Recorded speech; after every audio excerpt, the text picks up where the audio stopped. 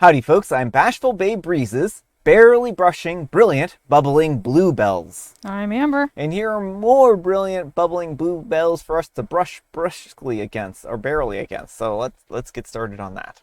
Alright folks, and our first letter is titled, Am I a Jerk for Accidentally Deleting My Coworker's Account and Files off the Shared Work Computer? For some context, we both work at our university IT's department, and all the student workers, about 6 of us, share the same 2 computers. This coworker and I typically use the same PC in the cubicle, and we work different hours. This also happened during our school's final weeks as well. I was trying to get my AirPods to connect to the PC, but the Bluetooth did not work on the PC, so I thought re-imaging the computer would do the trick because that's what we do when something like that is broken. Reimaging is basically wiping the computer and taking it back to its original state. This, however, did not fix the Bluetooth issues and also deleted everyone's account and stuff downloaded onto the computer. My coworker got really upset about it and complained to our manager saying that I should not have done this and that all their stuff was gone off the PC and it took them over an hour to sign in and re-download everything again. I tried to tell my manager that it's not my fault that they had stuff saved locally when they should have been in the cloud. I tried to make light of the situation by putting up a picture of a meme that I made that said, me when the desktop gets reimaged, and a guy with a grumpy face. However, that just made them even more mad, and now they won't talk to me. And I heard that they brought it to somebody above our manager now. I'm worried I'm going to get in trouble for this, even though I was just trying to do my job fixing the Bluetooth on our computer. All right, folks, what do you think? Yeah, I think OP is especially the jerk for the whole meme thing, like making fun of the coworker. Mm-hmm. I think it was a very poor choice on OP's part to resort to such drastic measures just to try and connect their AirPods. But, to then double down and rub it in the person's face when they're upset that everything they had downloaded has been deleted, that's really not a cool move. Yeah, I guess it depends a little bit on the standard operating procedure of these computers. If the coworker is aware that these computers could be wiped at any point in time and that everything on there is volatile, then I can understand OP's position a little bit more. But also, I think there is a courtesy that you need to tell or warn somebody that you're going to wipe a computer, and that they need to make sure to have any local files backed up. Now, I know that OP's like, well, he should have used the cloud. Not everyone wants to use the cloud for every single thing, and I think that's perfectly fine and perfectly reasonable. And I think it's fine that the coworker is upset that OP did this, and I think that OP probably in the future just needs to communicate a little bit better about what they're going to be doing, because wiping a computer seems like a pretty extreme way of handling a situation like this. Personally, you're supposed to, as far as when I troubleshoot computers, I start on the lowest possible destructive case here, right? Is it just your Bluetooth device itself? Because if it's just your Bluetooth device itself, then it could be that they aren't working for some reason or another, right? If it's all Bluetooth devices, then maybe there's some other thing here. Reinstalling drivers or refreshing drivers or updating things. So I think that this is a very, very destructive kind of last resort type of thing. But again, if the school is like, no, everything on there is wipeable and we need to wipe things and get you up and running as fast as possible, then I guess that is the way it goes, right? Right, but either way, OP should have, apologized and to the coworker and, not basically made fun of them. But let me know what you folks think. So anyhow, take care and good luck. But folks, let's see what the Wheel of Judgment has to say. Wheel of Judgment, turn, turn, turn. Tell us the judgment that OP's earned. Plot twist, you're the villain. Alright folks, and our next letter is titled, Am I a Jerk for Not Cleaning Up After My Dog? So Fergus, a 110-pound American Bulldog, and I took a different route from our morning walk today. And on the way back, he stopped to smell the flowers, 'cause he's a gentleman in tune with the world. Well, at this point, I can hear a car horn blasting. And it was a lady in the carport of the house with the flowers. I wave, and she gets out yelling something. I say, "Ma'am, hold on a second. I can't hear you very well." She asks louder if he peed on her flowers, to which I responded, "No, he just stopped and sniffed for a second." Then she said something else, to which I responded again that I was having trouble hearing her, and asked her to repeat it, to which she yelled, "I can't hear you, I can't hear you." So now I get a little irritated with her, and I take my hearing aid out, and I said, "Ma'am, this is a hearing aid. I'm deaf, and you're over 50 feet away, and yes, I'm having a hard time hearing you." And I stepped on the driveway to get out of the road. She took a slight step back and asked that I not come any closer, to which I respected. Then she asked where I lived, and I pointed to the subdivision across the street, and I said, "Right over there." To which she said, "Well, there's plenty of roads to walk that dog over there." "Okay, ma'am, I'll keep that in mind. Have a good day." During this whole interaction, which lasted about 5 minutes, he sat there and stayed by my side. I give him the free command to continue our walk, and he walks over and drops a log in the flower bed. She starts yelling again, and I respond, "You asked me not to come any closer, and I'm going to respect that." And then I walk to the house. Edited ad, he was also leashed the entire time, a 8-foot lead. All right, folks, what do you think? Yeah, you don't get to leave your dog's excrement on someone's property. It seems like the woman was probably upset in the first place because Opie's dog was on her private property sniffing the flowers, and she was worried about the dog watering the flowers. I understand that she didn't handle the confrontation very well. I will say that probably isn't everyone is in the wrong here situation for how she was like mocking Opie. That wasn't cool. But you can't let your dog on other people's property. Yeah, I mean, I think it is one of those situations where everyone is in the wrong here. I think that she was kind of rude. She also didn't, take into account that OP was hard of hearing. It sounds like she was just like trying to, cause some trouble here. And I also understand OP just wanting to walk their dog and mind their own business, and the dog was just smelling the flowers, right? Now, I think that OP was rude for letting their dog poop in the flowers in the first place, right? Like, you can pull your dog away and, have them not poop in somebody's flowers here, right? So I don't think that OP was acting in very nice in this particular case. But let me know what you folks think. So anyhow, take care and good luck. All right, folks, and our next letter is titled, "Am I a Jerk? Booking my own Airbnb, a 5-minute walk from the bachelor party, Airbnb, where everyone else had to share a bed. My buddy booked an awesome house for his bachelor party. There are 17 people and 9 beds, which means that everyone has to share with someone else. I'm good friends with half the group and more so friendly with the other half. I'm 36 with disposable income, and I really enjoy silence with my sleep. Am I the jerk for just booking my own Airbnb that is 5 minutes walk away while still paying my share for the bachelor party Airbnb? I would still be hanging out all day/night, and I would just walk my happy butt to my own bed when I was done for the night." All right, folks, what do you think? I don't think OP is in the wrong for this, especially since they'd still be covering their share of the Airbnb, so it wouldn't make it more expensive for the others. But it is probably something to communicate with everyone in advance so people know what the game plan is. Maybe just a groom. Yeah. Right. I mean, I think that OP can sleep wherever they want, and I think that that's perfectly reasonable and acceptable. They are paying for extra. There's nothing to stop anyone else from paying extra to go and sleep somewhere else. And if it's going to help OP, weather the night, I think that's probably perfectly acceptable. I mean, everyone is going to have different levels of comfort here. 17 people inside of a house like that is an awful lot of people crammed into a house. And I can understand OP being like, yeah, I actually just need some time to decompress from this many people. I personally wouldn't want to stay in a house with 17 other people in that particular case, right? I mean, I've been in worse places here. I mean, I've been in places where I shared a single room with a lot of people. But let me know what you folks think. So anyhow, take care and good luck. All right, folks, and our next letter is titled, "Am I a jerk for not serving a customer that was on their phone?" Hello, I'm a 21-year-old female, and I work at a small retail store, and I'm usually pretty good with customers. I have worked at this store for almost 6 years, and I have never gotten a customer complaint until recently. I was all by myself when this lady walked up to the counter.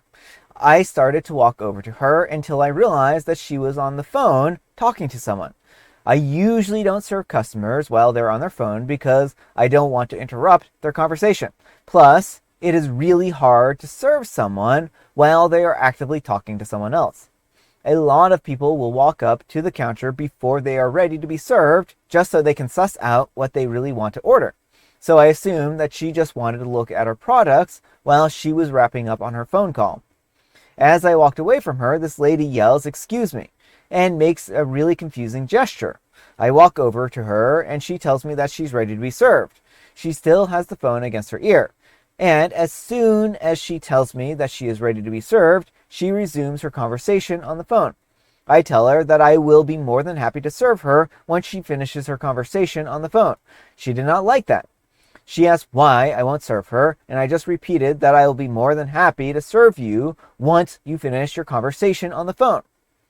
She then asks me if it's store policy that I cannot serve her while she is on her phone. I was honest and I said that there is no policy around that, but I personally will not serve her as I find it difficult to communicate with someone who is speaking to someone else. She still gave me a hard time, so I caved in and I began serving her. Every time she asked for something, she was incredibly vague. So I would have to ask her multiple clarifying questions, and she would just straight up ignore me and continue her conversation. It usually takes me 30 to 60 seconds to serve someone, but it took me 10 minutes to serve this lady. And she was on the phone the whole time. The only time that the phone was not to her ear was when she used it to pay for her items. For the rest of the interaction, I kept it polite, my usual customer voice and language. When I told her to have a good day, she replied, "Yeah, right." Like, what? I didn't think much of this interaction until a couple of days ago. Apparently, this lady rang our head office and made a complaint about me. I have been given a formal warning without even having the opportunity to explain my side. Obviously, when you work in retail, you have to serve people you don't like. That was not my issue at all. My issue was the fact that this lady could not pause her phone call for 1 minute while I served her. I tried talking to my manager about this, but she agrees with the head office. Am I missing something? Am I the jerk here? Edit. Someone mentioned that it was important to say what shop I work at for context, and I agree. It's a smallish business, so I'm not going to say the name. But the reason as to why it is so difficult to serve someone while they are on their phone is because I have to get items for them. If she just put something on the counter that I could have scanned, that would have been easy peasy. We have a huge selection of foods that are on display. The customer will come up to the counter, tell me what product they want and how much they want, and I will weigh it all out for them. The reason as to why it is so hard to serve this lady is because she would say, "I need a bag of chocolate," then continue our conversation. Was it milk chocolate, dark chocolate, white chocolate, chocolate buttons or squares, how many grams, etc. Sorry for not including that information. All right, folks, what do you think? No, I don't think OP's in the wrong here. I mean, it sounds like this was a very difficult conversation to have. Like, if the person is like, says one thing and then they go back to talking on their phone and OP has to wait like 5 minutes to ask a clarifying question, that's very rude and dismissive. And the customer, I would say, is the person in the wrong here.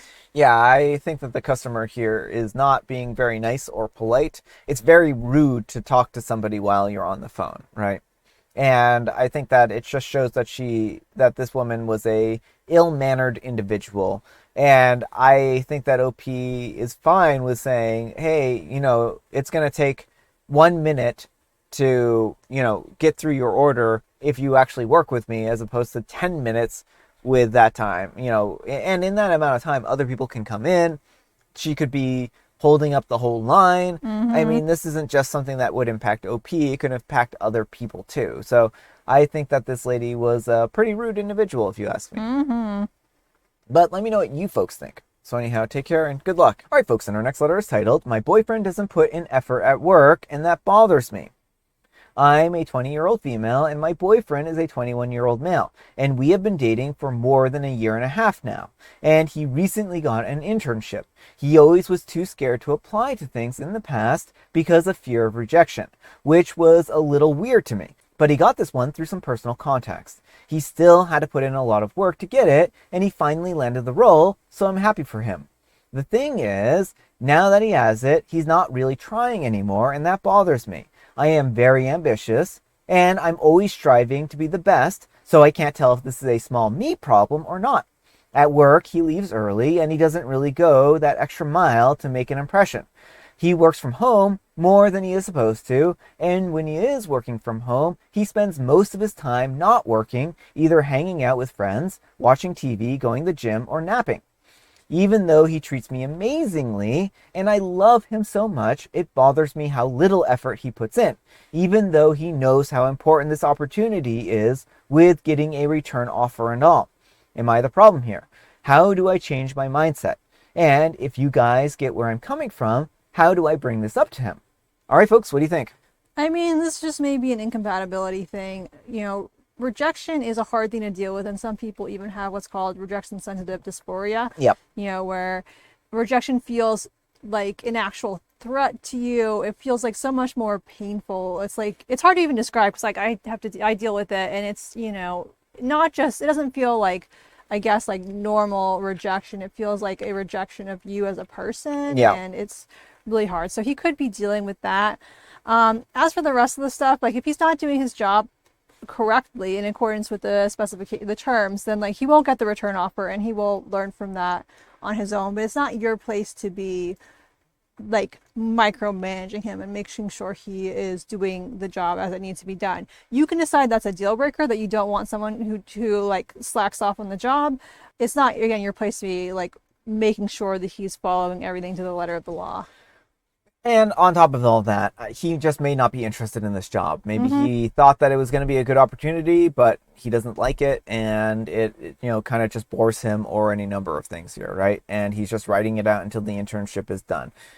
And I think that doesn't necessarily make him lazy, but that might make him unmotivated to work in this particular case. And going the extra mile isn't always worth it, right? If you don't feel like this is a job that you're going to do long term, then maybe going that extra mile doesn't feel worth it to him, because he's like, well, why would I, bust my butt here for a job that I don't want in the end? Yeah, well, the extra mile thing, like not everyone wants or needs to do the extra mile. Like a job is a job sometimes. And, at the end of the day, most companies, they don't care about you as a person. They care about you as like the labor you put in, and, so you working really hard for them, they're not going to show you that same, like, they're not going to return the favor. Yeah. Well, I mean, I think like OP thinks that maybe this is something where it shows that he has a lack of character, and maybe it does, right? Maybe it certainly could be an indicator of that. But I think there's also the, idea here that he understands that this is just a job, and he isn't going to, work himself to death just to impress a boss, or just so that the corporation can earn an extra, however many dollars off of his labor here. Like, there tends to be things when I want to do them, I do them really well, and I do them, above and beyond. But when something I just don't like, or I'm bored with, I'm not going to put the extra effort into something like that, right? It just doesn't interest me, and I have no shame in saying, well, this isn't interesting to me. This isn't an interesting enough problem that I'm willing to put in extra time, right? But if it's a really interesting problem, you'll have a hard time pulling me away from it, right? So I just think sometimes different people have different motivators, right? And again, if this is a big enough deal breaker, then OP can break up with this person. But let me know what you folks think. So anyhow, take care and good luck. All right, folks, it is tea time. Grab your beverages of choice. I've got some tea right here, and Amber, she has a joke. What did the dog say when he sat on sandpaper? Well, he probably said, doggone it, now I'm all itchy. Rough. Oh, I guess that would make sense. And I have a special guest tea, some matcha. Amber, we have a special day today. Oh, do we? Yes, it's a very, very special day. It's Wipe Your Computer Day. No, So, I will not be participating in that one. So everybody, go make sure to format your computer and start over from scratch. No, this is bad advice. I take no responsibility or liability for your files or data if you do actually go through with wiping your computer. Do not follow Brian's advice. All right, folks, that's all the time we have for today. Thank you so much for watching. Happy Special Sunday, folks. And you know what makes it special? You do, and Amber does too. And Brian does too. Amber, we need some kind of moral advice and or guidance, and please have it on talking to people while you're on your phone. Focus on the phone call or the other person you're talking to, don't divide your attention. Yeah. But thanks so much for watching, and we'll see you all tomorrow. Bye!